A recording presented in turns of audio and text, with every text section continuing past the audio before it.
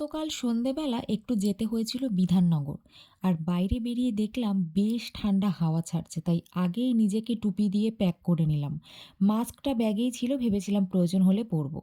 কাজ সেরে নিয়ে যেহেতু ভেজ ছিল, তারপরে একটু এই দোকান থেকে বড়া পাও কিনে খেলাম। শনিবার থাকায় সারাদিনে বিশেষ কিছু খাওয়াও হয়নি। বড়া পাও খাওয়ার পর তারপর একটু চা খেলাম। চা খেয়ে অনেকটা সময় গল্প করে আরও ১ কাপ চা খেলাম। মানে আমি একসঙ্গে একই সময় ২ কাপ চা, এটা খুবই আনইউজুয়াল।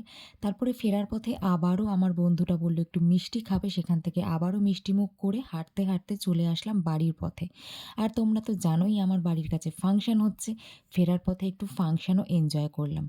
কেননা আমার মা যে ভীষণ ফাংশন দেখতে ভালোবাসে। তাই ফাংশন দেখে ফেরার পথে খাবারের স্টলগুলোর শুধুমাত্র ভিডিও করে একটাও কোনো খাবার না খেয়ে বাড়ি চলে আসলাম। কেননা গতকাল ছিল শনিবার, আর শনিবার আমি ভেজ খাই। So sad.